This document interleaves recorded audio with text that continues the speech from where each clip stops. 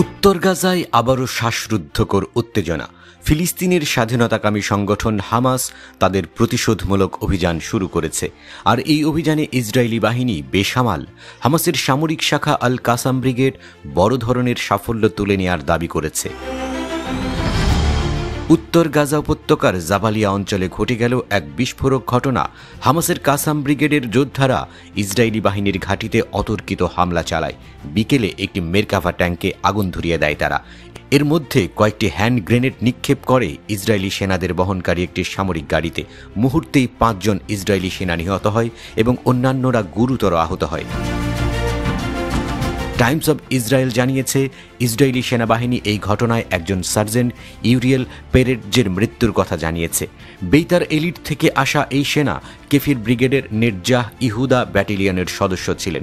তাছাড়া একই সংঘর্ষে আরও 3 জন সৈন্য গুরুতর আহত হয়। ইসরায়েলি সেনারা জানিয়েছে, উত্তরের ওই অঞ্চলে এক ভয়াবহ লড়াই চলছে। হামাসের আক্রমণ শক্তিশালী হয়ে উঠেছে। এই পরিস্থিতি কি ঘুরিয়ে দেবে যুদ্ধের গতি?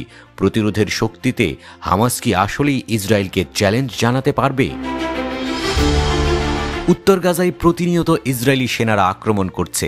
সেখানে কিভাবে হামাস এত শক্তিশালী প্রতিরোধ গড়ে তুলল? আল কাসাম ব্রিগেডের যোদ্ধারা এমনকি অত্যাধুনিক অস্ত্র দিয়ে পাল্টা আক্রমণ চালাচ্ছে।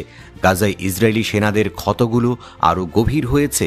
ইসরায়েলি মিডিয়া জানাচ্ছে, অক্টোবর থেকে 825 জন ইসরায়েলি সেনা গাজা উপত্যকায় নিহত হয়েছে। হিব্রু মিডিয়া রিপোর্টে বলা হয়েছে, জাবালিয়াতে গত 1 মাসে কমপক্ষে 40 ইসরায়েলি সেনা নিহত হয়েছে। 2023 সালের 7 অক্টোবর হামাসের একটি বড় ধরনের প্রতিশোধমূলক অভিযানের পর ইসরায়েলি বাহিনী গাজায় একটি নৃশংস যুদ্ধ শুরু করে। ইসরায়েল ফিলিস্তিনিদের উপর নিপীড়ন আরও বাড়িয়ে দেয়, যার ফলে 2 মিলিয়নেরও বেশি ফিলিস্তিনি অধ্যুষিত গাজা উপত্যকা এখন ধ্বংসস্তূপে পরিণত হয়েছে।